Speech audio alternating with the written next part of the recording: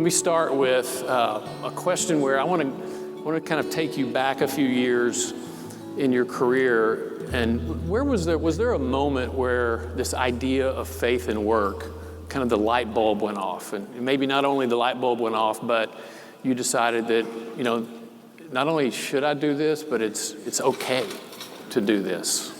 Doug, you want to take that first? Sure. First of all, good afternoon to everybody. You got a big group here, David. It looks like a Walmart meeting. I don't get to go to meetings anymore that don't have very many people.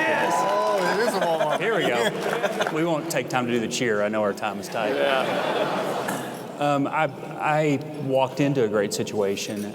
Walmart, in my opinion, has a terrific culture, and that culture has faith and servant leadership baked into it from the beginning based on how Sam Walton started the company, how he led his life. And I was working in a Walmart store in Tulsa and going to school and got a chance to move into the home office and did so in January of 1991. And my first supervisor was Ray Hobbs, and my second supervisor was Don Harris. And before long, it was really clear to me from those two people and people like Don Soderquist that it was very acceptable to talk about your faith at work. So it was just modeled for me, and it was one of the things that confirmed for me that I'd made the right choice about where to work. Yeah. So quick note for you note takers: the modeling part. Somebody's watching, right? Somebody's watching. John? Yeah, I got promoted into a pretty big job fairly early, and we took off with that work, and I took a lot of credit for a lot of success until the success went away, and then it crashed on me, and I had a God moment after that. I was taking so much credit for the good that I didn't have anywhere to stand when the bad came. And I was actually in a hotel room, and I didn't hear God exactly, Shelley, but I got close to understanding of what he was trying to tell me. And that was, you didn't have any reason to take all the credit for the good, and you don't have to take all the bad either. This is really not about you. It's much bigger than you. So how about we join hands and join plans here? And from there, things balanced out quite a bit more for me, and I really had a reinforcement that it's not about me. It's not about what I can accomplish, the boxes I can check, the numbers we put up. It's really more about paying attention to the bigger plan. And when we open our minds and hearts up to that, we're going to hear a lot more, and we're going to be able to do a lot more. And it just as I began to practice that and commit more and more to it. And like Doug, I think our founders were really open. The culture was great. There was no resistance to having a platform of faith or a belief system in Christianity that was opposed to. So it was natural and comfortable, and we've just been building on it since then. Yeah, let me just add a word there. I hadn't planned on sharing this, but I won't tell the whole story. But John and I spent some time years ago when I first joined Workmatters talking about his leadership and faith at work. And we started talking about, what was he going to do with the responsibility of leading 5,000 people? And it was a heavy question. It sat hard. And that became kind of our rallying cry. We would talk, how are the 5,000? And then, a year later, it'd be 7,000. And then a year later, it was, how many thousand is it now? About 20. 20, okay. But I think there's a lesson there for all of us. If you have a team, what are we doing with our 5,000? How are we being intentional about that? Donnie? I got saved about 6 months into starting to work for the company. And I was a serviceman. My area was a long way from home. So I had about a good 45-minute, 50-minute drive and found this Christian radio station and just got amazing discipling through the Moody Bible Institute all the way to work and all the way back home every day. And God, through that, gifted me with two things, and I really believe they're a gift: faith and courage. There's a time that came later where we had built a new feed mill, and it was an unmitigated disaster. Nothing worked. I was working 100-plus hours a week, weeks on end. My son was probably, 2 or 3 months old before I'd ever held him for over 5 or 10 minutes. It was awful. Way out of balance. I should have heard Brad Respus's talk way before this time. But I remember one day, just as clear as it is today, I was leaving the feed mill, and it was absolutely nothing was working. And I remember I stopped and I looked back at that mill and I said, God, I know this is an unbalanced question, but I promise you, if I will just give you me, will you take that?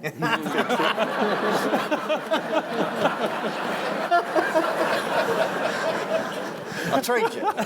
And he's a gracious God, right? Right on. And I called Shelbyville, the office at the time, and I said, look, we're going to have to redo this because I'm killing myself.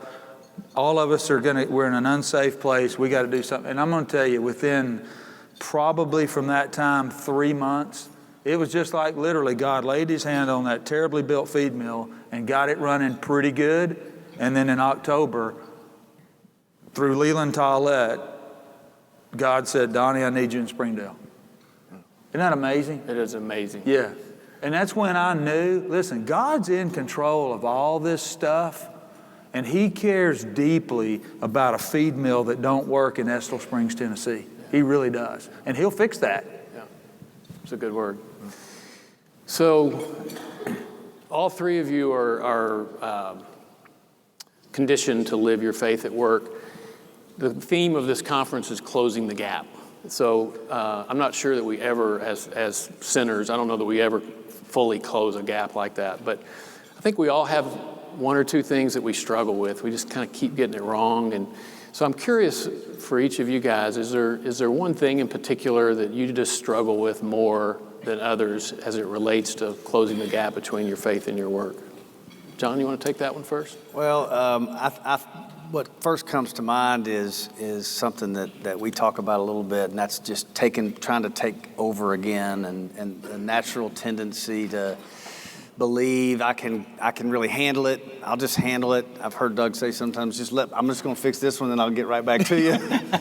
And it's a boxing out that's really an ongoing challenge. I think it has something to do with just all leaders tend to have belief in themselves and confidence, and you didn't get here by not finding ways to solve problems, but I find that I may wander away a little bit too far sometimes, and I'm just relying on myself so much, or my team, or the things that are in front of me, and I forget to go back and kind of pray and approach it with a bigger mindset, and I'd really be aware of that, because when you're by yourself, and there's a lot more you can do when you've got help, especially divine help. And I just think control and that type A trap is an issue that I'd like to see get better. Yeah. I'm sure Anybody else have that issue out there?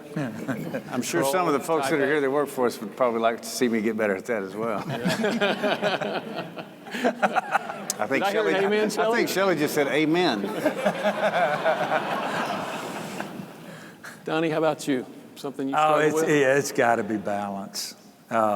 It's just a continual struggle. I took a lot of notes during Brad's deal, and I'm 20 years older than Brad, but there's always something you can learn from somebody, and maybe remember back to a time when you were using different techniques to keep things in balance, because the job changes, right? I mean, the turnaround part is one thing, and then the growing, what got turned around is different, and you're not used to doing this stuff, so you're not efficient at it.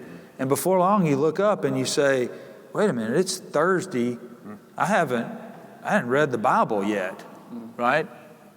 And you go, well, I got to get, and so that it's that constant just having to do the checks and balances to make sure that you stay grounded in the important stuff, because there's so much urgency. And that tyranny of the urgency thing that Hummel wrote about will just swarm you if you don't. So that's got to be the one that I struggle with the most. Good. Yeah. Thank you. Doug, you have one you want to share? It's the same thing that John was talking about. I think a lot of people that do well in their career get there because they get things done. And so just subconsciously grabbing the steering wheel, which normally doesn't go well. If I've got an issue and I'm trying to act on my own to resolve it, I usually screw that up. And just remembering to pause, why is this not going well? Your comment about the mill really resonated. Just let go and play your role, but do it in a way that you're in connection with the Spirit.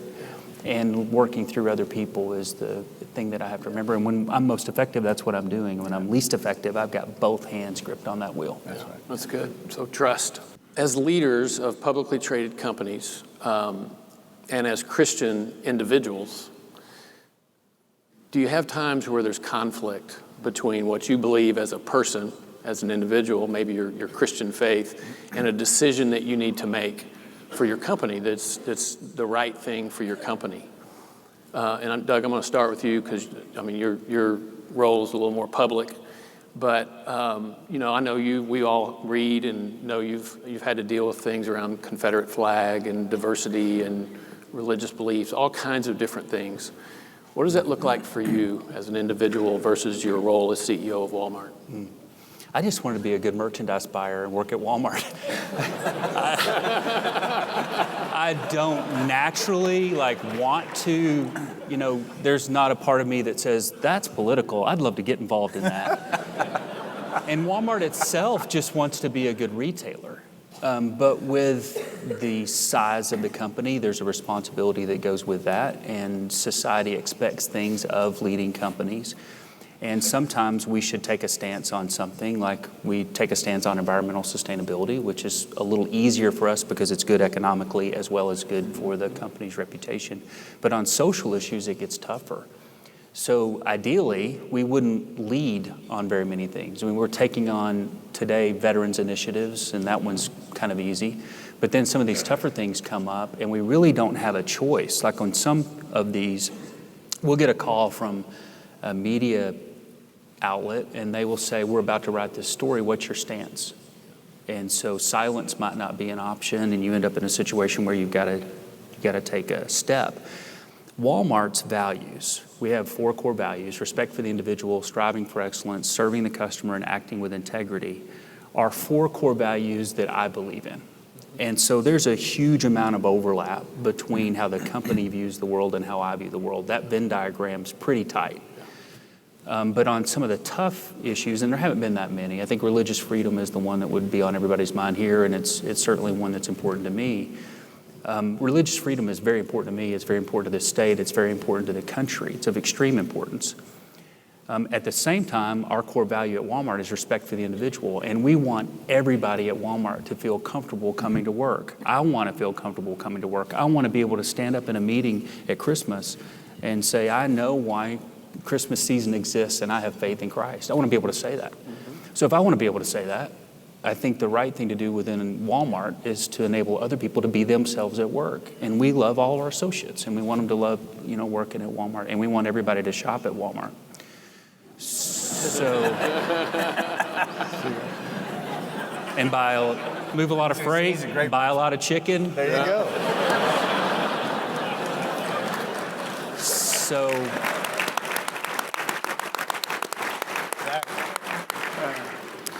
So those become personal moments, and I know who I'm ultimately accountable to. So we try to approach it prayerfully, seek judgment, and balance those things while understanding that ultimate accountability as we make decisions. Yeah. The scripture that comes to my mind is something, I don't remember it exactly, but are you seeking favor from man or from God? Yeah.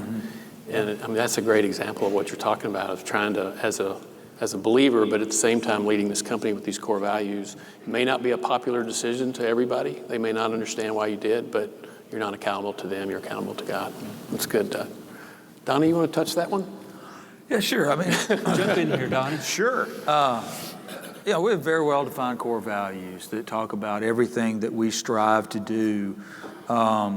In food production and in agriculture, there's so many differences of opinions around. The other day, IARC comes out with this thing that processed meat improves the risk of cancer, right? So there's just so much stuff that you face. And so what we always anchor back to is our purpose, making great food and making a difference. The core values that act as one of the guardrails around how we're going to do business, our belief system. But then opposed to that, we have our cultural tenets, which talk about how we're going to behave. And so when we're working through one of these thorny issues, it really comes down to, does it violate our purpose? Is it consistent with what we believe? And is it consistent with how we behave? And we find that gives us a lot of guidance. Doesn't necessarily make the decision easy or popular, but it gives us a lot of guidance to feel good about we made the right decision for us, our customers, and our stakeholders. Yeah. So that's a big help. Yeah, so both of you guys talked about having a framework inside your company in terms of values that you can bounce all these tough decisions off of. It's good. John? Well, I echo what these guys say. It's the context of the decision and the process by which we make the decision, right? And I think what they've described well, which we would agree with, is the boundaries are in place for us. There's an integrity around that decision-making process. And if we follow that, we may not necessarily personally agree exactly with every point, but that's not necessarily allowable for us. So how do we get to a decision? And if the process we follow stays true to cultural tenets and the values of the company, I think we can be comfortable that we've made the best decision we can make in this situation. Yeah, great. All three of you had consistent feedback on that. That's good. Okay, I want to shift gears a little bit from those general questions to more questions about our 7 pillars of faith at work. And the first one is on excellence. So we heard Donnie talk a little bit this morning about, that God's a worker. We're made in his image. We're created to work. We've talked about Colossians 3:23, working with all of our heart as working for the Lord, not for men. And personally, that's my favorite verse, but that working with all your heart is pretty powerful in terms of how we should do our work. Donnie, I'm going to start with you.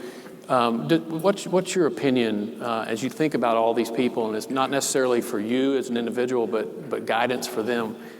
I'm a believer. I'm a Christian. I want to live my faith at work.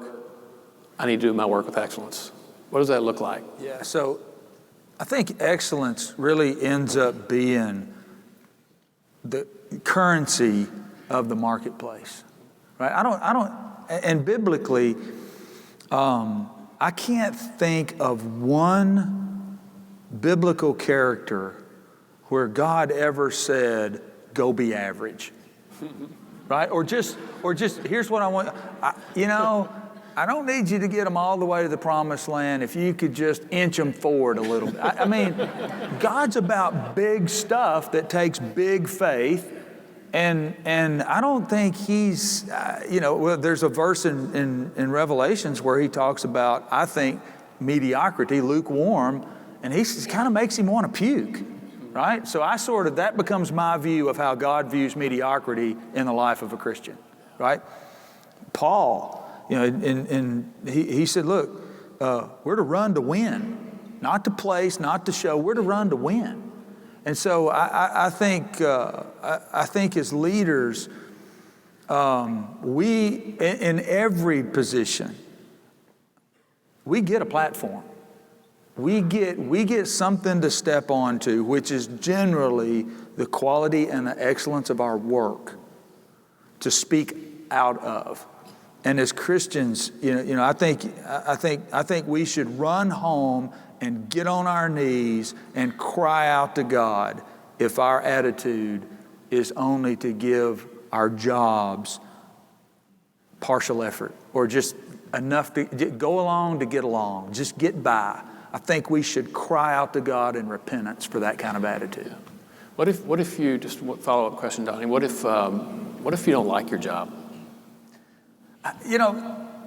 Max Lucado wrote a great book called The Cure for the Common Life.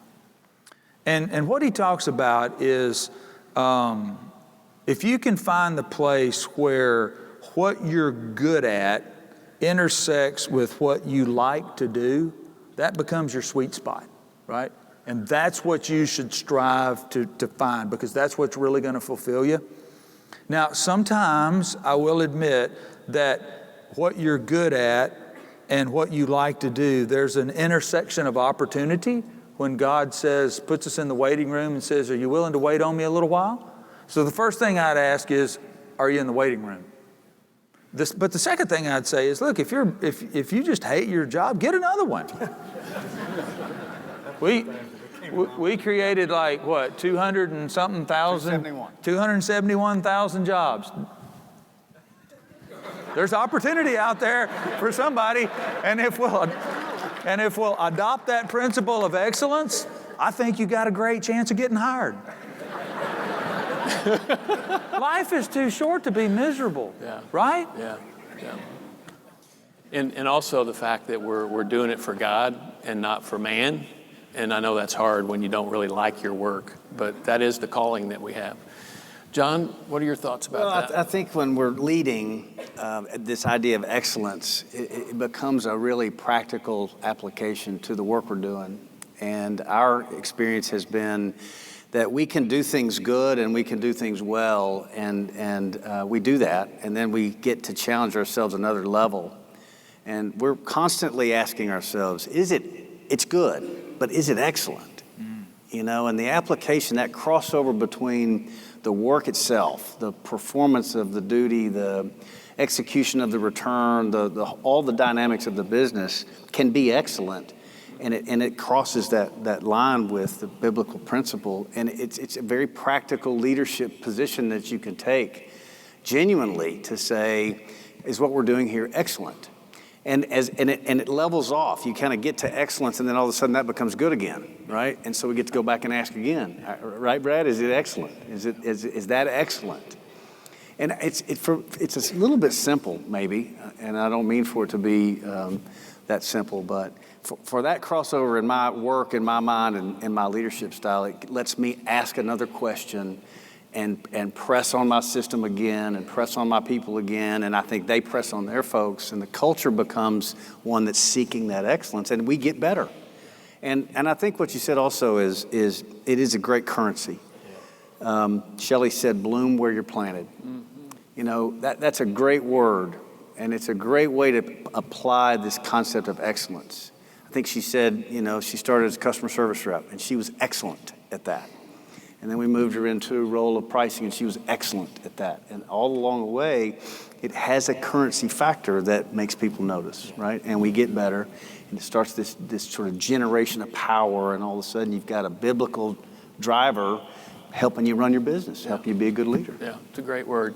Doug, I'm going to give you a chance in 1 second, but just to insert, you may or may not know that all three of these guys have only worked at the companies that they work for right now.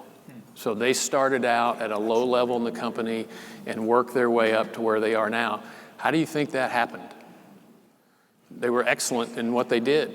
And so I think that's just foundational to growing in your career. Doug, do you have something you want to share on this? I think one of our ultimate goals is to have people walk up to us and say, there's something different about you. Mm-hmm.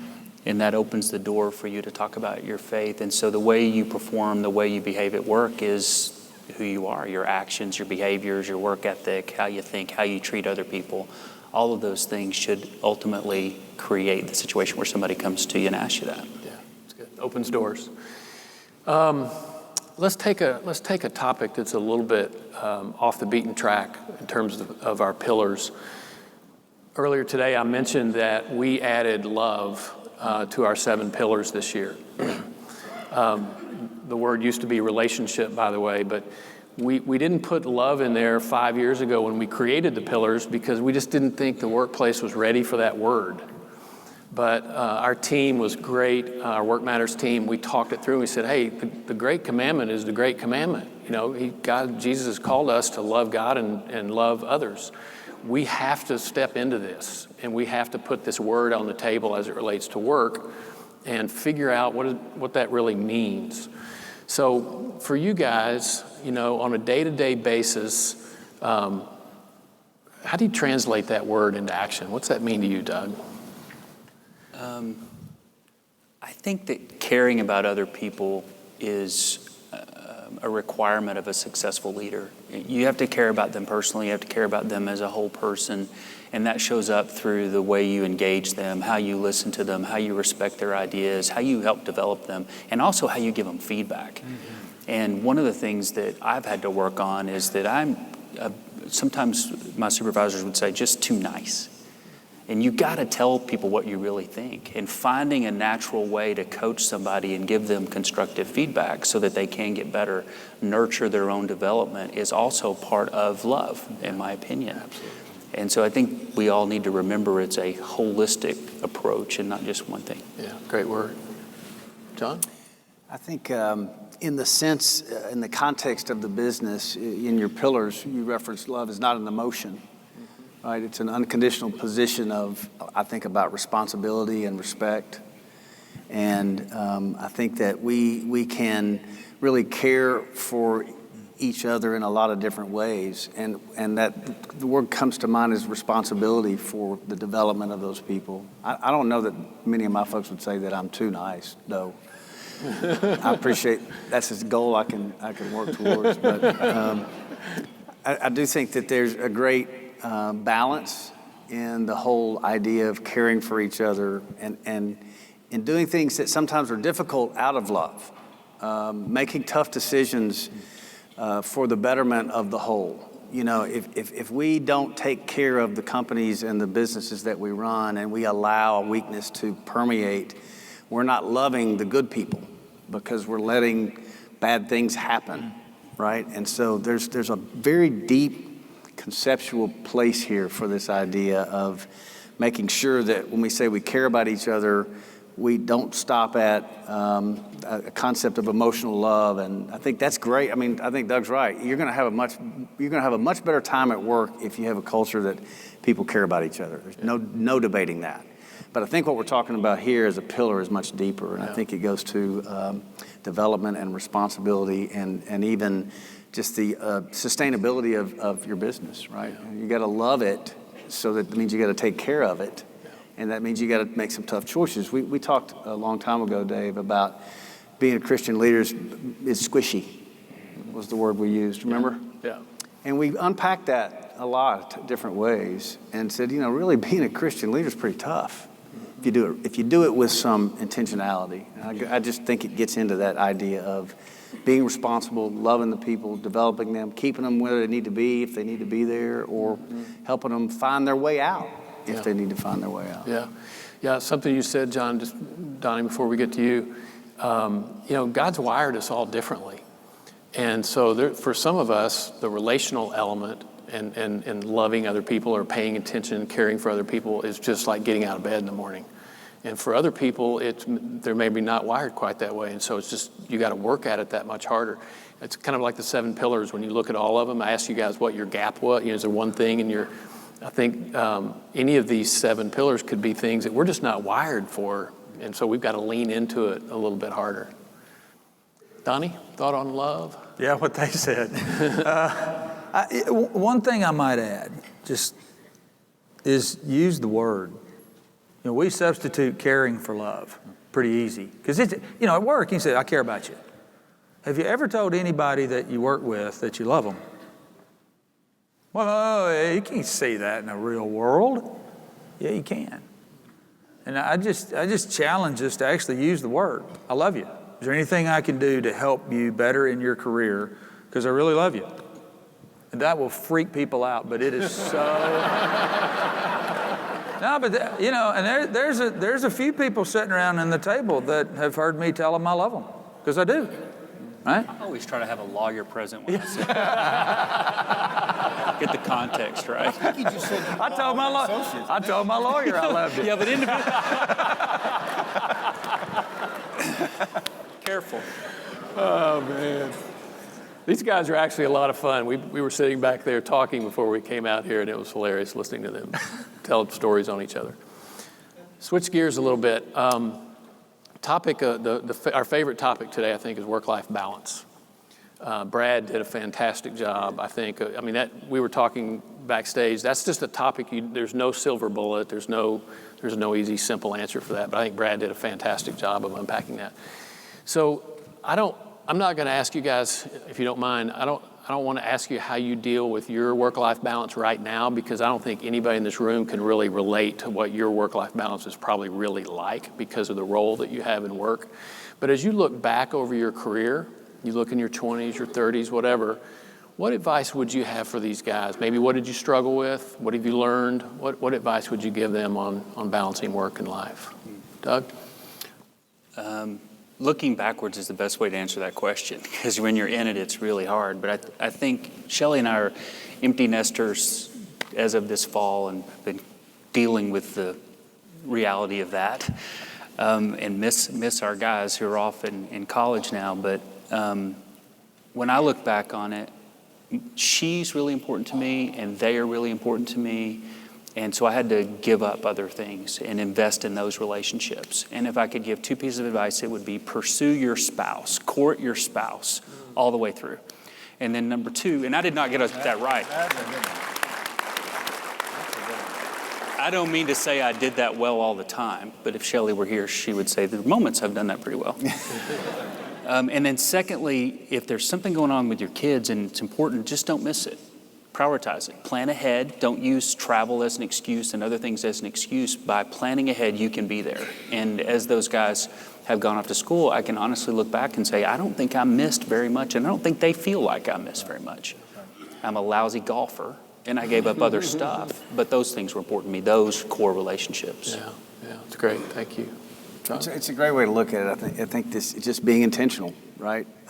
As it relates to your culture at the job you might have that may or may not be as supportive of that, I don't know that I can give much advice, because I worked in a culture and created a culture, or intended to, that was more about that balance. Know where your kids are, pursue your spouse. But the word that comes to mind to me is make it a priority, and that means planning. Right? That means committing to it. I had a goal early in life, after I messed it up really bad, that I would be home for dinner every night.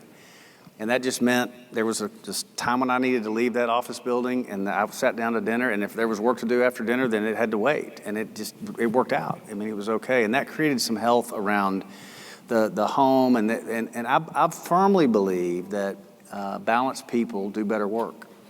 If you're distracted with home life imbalance and unhappy spouses and a guilt about not being with your kids, you're not going to give me your best work anyway, right? So I'd rather you have those things and then bring me your very, very best that after kind of everything else is taken care of. Your job is only a part of your life, right? Let's don't give it too much where it takes away from those other things. Yeah. And I'm also a lousy golfer, by the way. John, I want to tell a story on you before we go to Donnie. Not everybody in the room has the flexibility to be at everything they need to be at, and I recognize that. But I'll never forget when I worked for you, you said something I think was metaphorical, but you said, if you're not coaching your kids' teams, I'm worried about your leadership. And it really took me back. I had worked in the software world, we worked long hours and all this stuff. And then I watched you leave at 5 o'clock and go, because I knew you were coaching Connor's team, and you'd go model it. And I mean, that was amazing to me, to just have a boss, pour that into me and say, these are my expectations for you. I have work expectations for you, but this is the balance expectation I have for you. That's a good word. Donnie? Proactive work-life rebalancing. Sounds familiar. Yeah.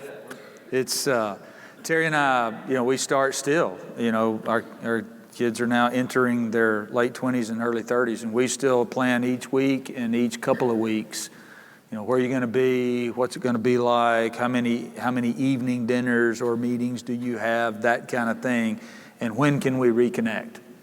And so, I view all of that as, more like a bank account where you can make deposits when you get a time to make deposits, because you're going to make withdrawals at times.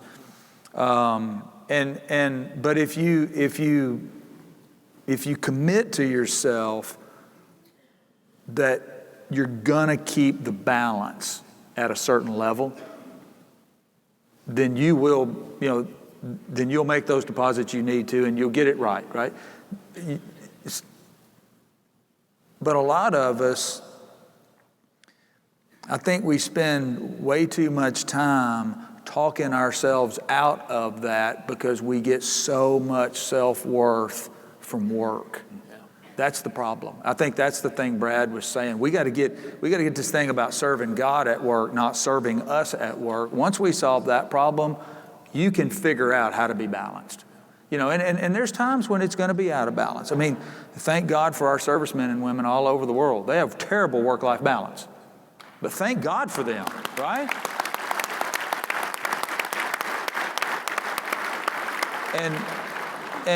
And they'll get back home and they'll get it rebalanced. But there's just times when it doesn't work perfect.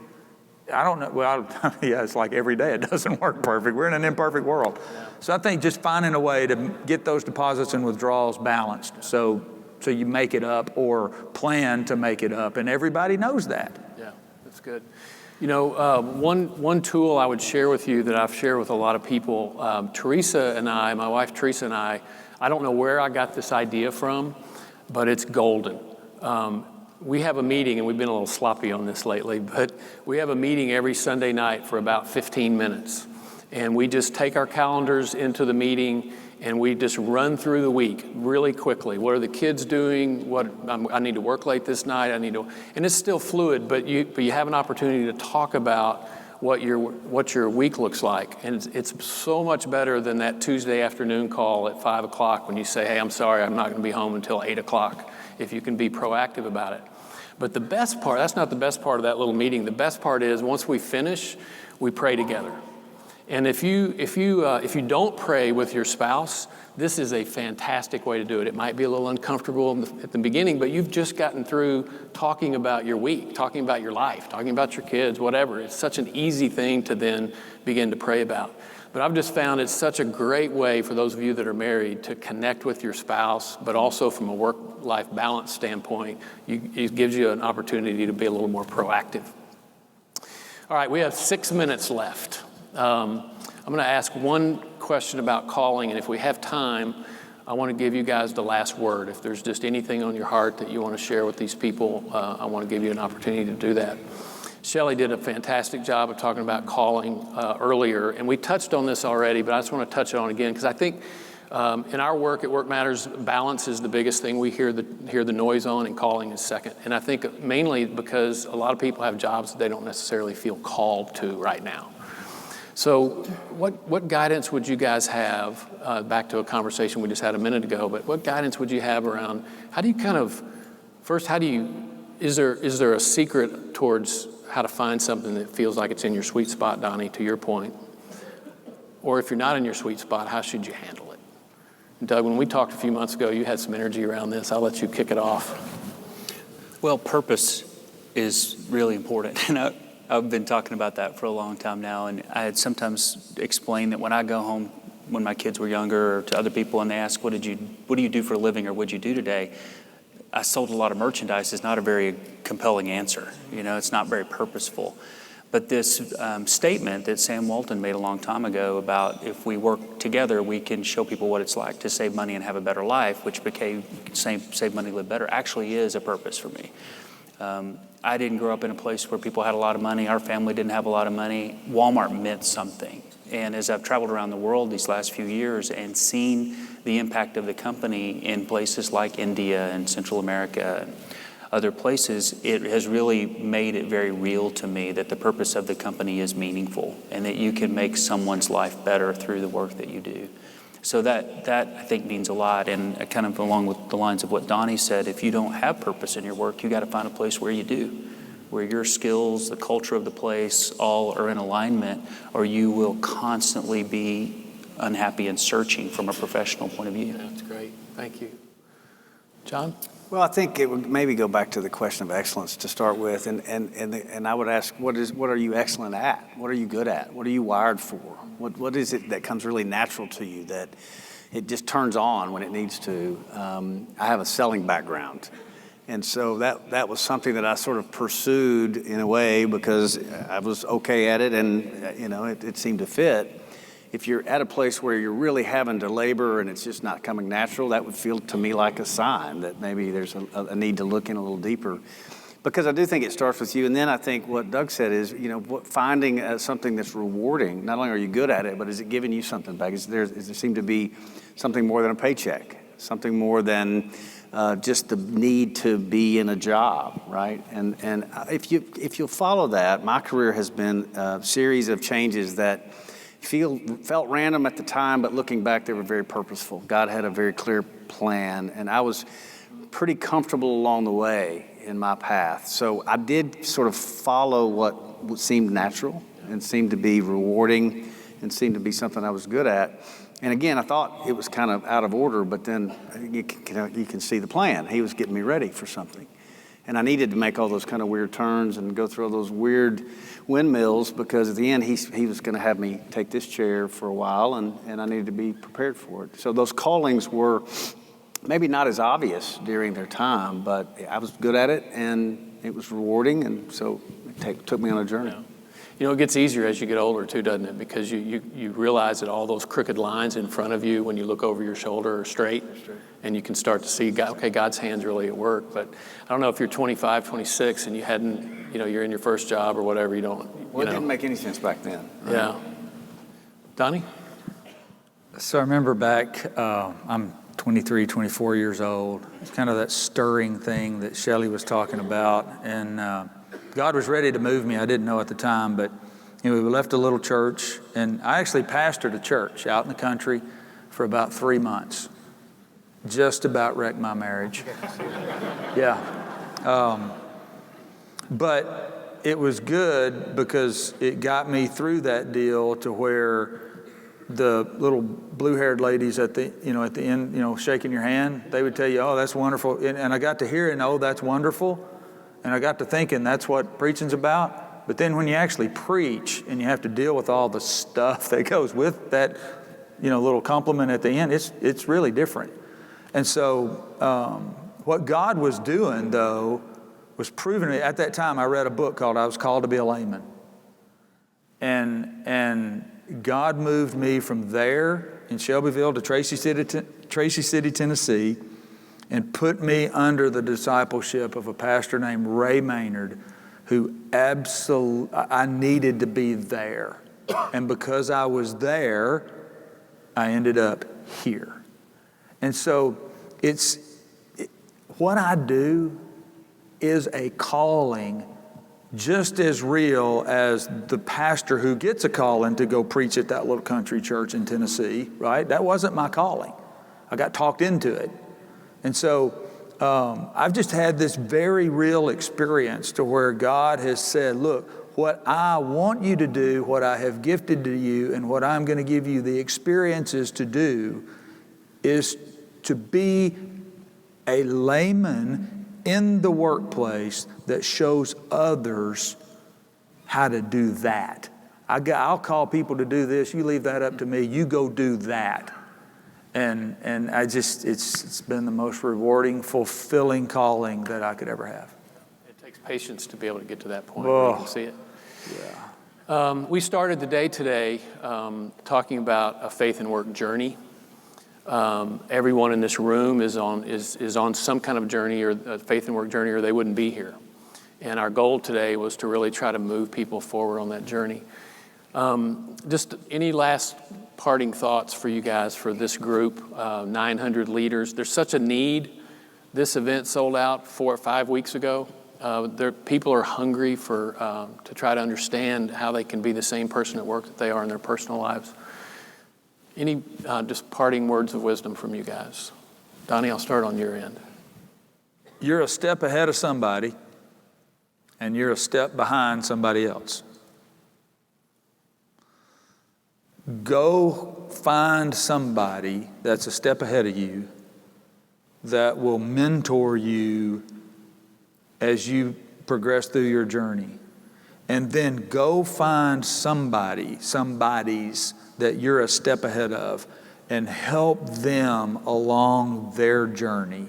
And I wish more Christian leaders would quit thinking that they've got to be perfect before they can help anybody else be a better Christian. We're all sinners. And there's always somebody a step ahead of us, and there's always somebody a step ahead. Grab somebody's hand and let's all cross the street together, and we will turn this community around for Jesus. Yeah, that's good. That's good.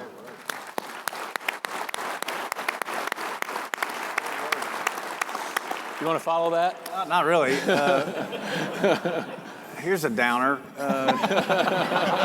In the first part of James, it says you're going to have trials, right? And it says to love them. And I love when I tell other people, hey, you know, it says in James, just love it. Love that trial. And it's great when you're telling somebody else to love a trial, but it's not that easy to tell yourself to love a trial, right? I've learned in recent years in my work that bad news is going to come through that door. It's coming. It's not going to stay away. It's going to come in. Sometimes it could be really bad. Sometimes it could be really disruptive and disturbing. And I've had some recent events where one of our execs would come in and tell me something about something or other in the business. And my first sort of human reaction is, oh no, oh no, oh no. This is the end. It's not the end. And I've found a way to remember that those trials are coming at me personally and all of us so that we can get better. God can do his work in us, and so we can learn to persevere. And I think that if you can apply that thinking when that bad news comes in, first of all, it diffuses it in your heart. You don't stress, you don't have issues with sleeping, you just know it's part of the day, it's part of the trial that you've been given. It was brought to you for a reason. And let's embrace it and love it and get what we can out of it instead of being afraid of it and letting it tear us down. That's good, John. Thank you. That's great advice. Doug?